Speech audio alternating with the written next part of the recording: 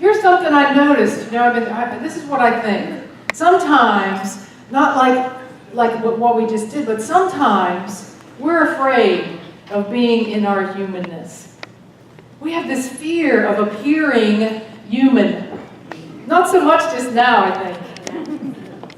But sometimes we have this fear of appearing human. Because sometimes I think we think that being human is about being really strong and being even stoic.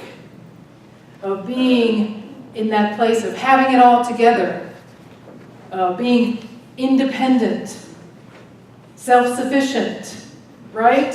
And even when our life might be a complete mess, we want to have that facade as if everything is just right, okay. That everything, in fact, is great.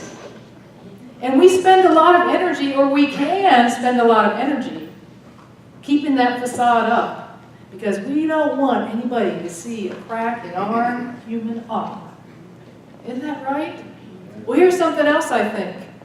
All of this energy and this fear of being anything less than self-sufficient has caused an immense shortage of humility.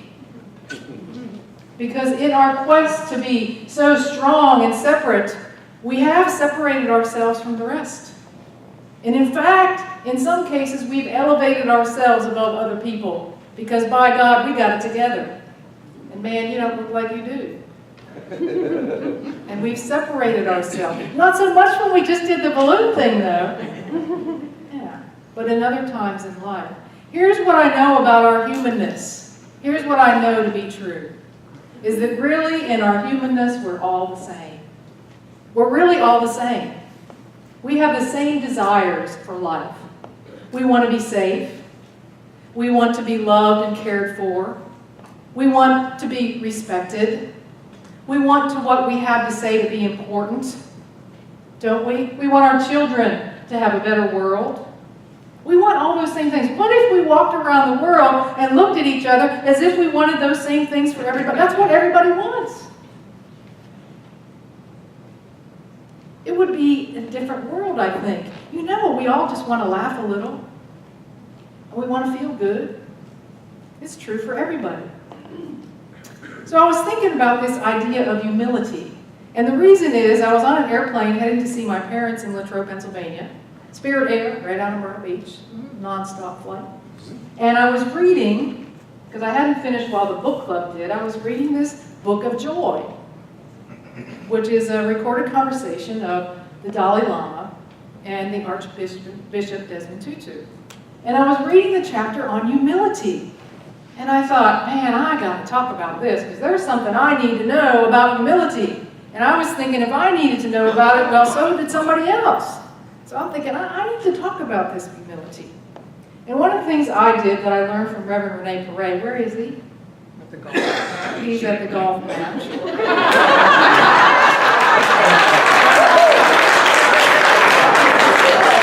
I hope he's having fun. He's worshiping on the course. He's worshiping on the course. Well, I learned something from him. You know, every minister we've had here, I've learned something from. What I learned from him was, you know, I better start by looking up this word in the dictionary. Because what does this word humility really mean, right? So I looked up the word. The Latin root of humility is humus, which means of the earth. I thought, all right, that's a pretty good start. And then it said these two words. It said lowliness and insignificance. Oh. I was like, oh, how am I going to spin that one? That's a little tough. That's a little tough. But I sat with it for a while. And I encourage you to do the same thing when something kind of rocks you a different way than you had expected it to. I sat with it for a while and I thought, you know what this really means is that I should not assign so much importance to my own self in relationship to other people. I should come down to earth, right? It means I should get myself down to earth. That's what I should really do. And that's what humility does. It brings us down to earth, this big orb. Well, maybe not here. I think it brings us down to earth in this way. It brings us to the place where we feel connected to each other. Right? Humility does that.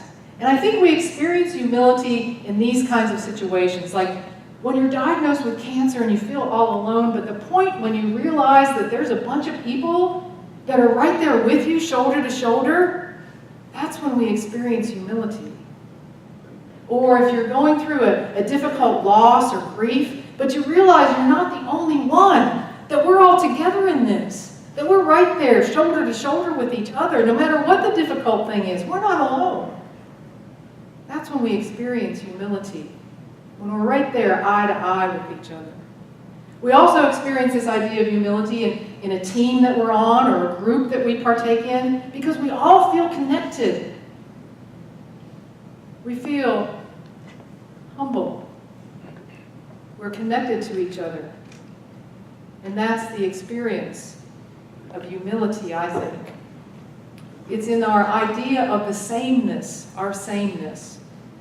But get this about our sameness, just because we're the same doesn't mean that we don't have something important to share, that we're not just one face in the crowd. It doesn't mean that at all. I think when we're humble, when we come to that place down to earth, when we get down to earth, that we are able to allow the divine to become what we become. We are allowing the divine to express through us in a more rich way than we are when we feel elevated above each other. We feel like family, like we're connected. And we express in our own individual, sweet way, like we couldn't have when we feel like we're above or elevated. We come to a point where we don't judge other people. We become humble. So I was thinking about the simple ways that we can test ourselves to see how humble we really are. And this is one way I was thinking about that we could test our humble nature, is standing in that line, maybe for a really long time. But in this case, I want to share the story of me being the person who's right behind the person who's getting checked out in this line. And the person, and you may put yourself in that position at this time, and the person who's checking out is this older woman who's holding a baby in her arms. And the woman who's the checkout person is oohing and ahhing over this baby. I mean, she is just loving on this baby like crazy, all right? And you're just thinking, Yes. Did you come to work to fawn over the babies, or can you get me out of this line, right? Maybe you get a little irritated with it. Maybe you don't, maybe you're enjoying it. But some of us might get a little irritated with that. Like, I got things to do. I got places to go. I'm on a schedule. I didn't come in here to stand in this line any longer than I had to. And then, at the very end, as the woman is putting the last thing in her bag to go, you overhear the young woman who's the checker lean over to the older woman who's holding the baby and say this: "Thank you so much, Grandma, for bringing my baby to see me. It will be soon that I will only be working one job, and I will be able to spend so much time with her. I miss her dearly." Oh, humility, humbleness. Did you feel the connection in that moment? Yes. Rather than the elevated presence that maybe we might carry in that situation. There's the misuse of humility also that separates us from other people. And we like to maybe put them on a pedestal or think that somehow they're better than us. They deserve better, or they're more important because of what they do or how they do it. And we put them on a pedestal. You might know this person. This is my partner Renee with our dog Davy, sitting in her Mercedes-Benz convertible. Yeah, there she is. Well, I have to tell you, before we were the owners of a Mercedes-Benz convertible, when I saw a Mercedes-Benz car, I had a lot of judgment about the person who drove it. I had a lot of judgment about their life. I thought, well, they must live a pretty awesome life. They must probably live in a big house and have a lot of money. And I really, with my thinking, separated myself from this person without absolutely any evidence that it was true. None. I separated myself from that. And that's kind of the misuse of humility, to set someone else up as if they're more important.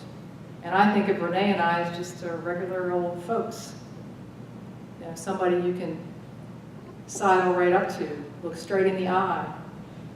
And so I had to come to grips with that. I thought, yeah, Paula, that's something you need to work on. Because here's the deal. When we think of the other as the same, we are able to practice a strong and fantastic humility. It's the kind of humility that brings us this deep sense of joy, this deep sense that we're all one, this deep sense that causes us to smile at each other. It causes us to not take ourselves so seriously, as if we have 1,000 serious moves left, right? We don't. It allows us to ease into life, a little more ease, rather than to put up that facade that everything is oh so great and perfect. But humility is not passive either. Humility is not passive. It takes, I think, a lot of trust in God and in your own self. Because here's the bottom line, we really don't practice humility, but we can practice being our authentic self. We can practice being exactly who we are, our true self in our humanness. And we can do this when we decide that it doesn't matter what anybody else thinks about us, because we understand that we have human limitations, that we have peculiarities and phobias. We own our mistakes and our shortcomings, and we're willing to admit that we have some doubt and that we need some help. It brings us down to earth, accepting ourselves the way we are. And in addition to all that, to recognize that the gifts that we have, the talents, the abilities, the skills that we have, they aren't really ours. They really aren't ours. They are simply the expression of the divine through us. That's all they are. So we don't even have to hold on to those. We can simply live them. It's the divine expressing as me. That allows us to live out loud. That allows us to be absolutely okay with how and who we are. And then eventually, and maybe we're already there, it allows us to laugh at ourselves even, at our craziness, at our common human nature. So I was talking to a woman on Friday. I had already prepared this message, but I had to share this story. And I told her, I said, I'm going to be giving this message at the Unity Church here in Wilmington about humility. And she didn't miss a beat. She said, I have got to tell you this story. I said, oh great, I love stories. And she said, yes, I went grocery shopping one afternoon after work, and it was a hot, hot day. And I had gotten all the groceries I needed, but there was one thing that I was unable to get at the grocery store. So I needed to stop at the CVS on the way home. But I thought, all right, the groceries will be fine, just a minute, zip in, zip out, I'll be good. So that's what she did. She got what she needed, she came back out, she went to open the car door with her key fob, and guess what? Dead battery in the key fob. Oh my gosh. She said, Paula, I panicked. I mean, I panicked about this thing.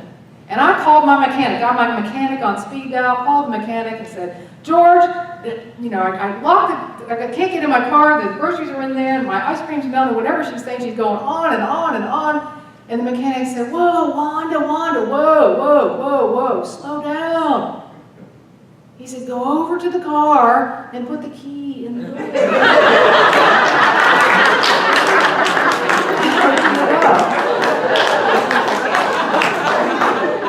Yeah, she was relieved. And she is a person who has practiced humility before, I can tell you, because not only did she just rush home and pretend like it didn't happen, she stopped by the garage on the way home, pulled in so that they could all laugh about it together.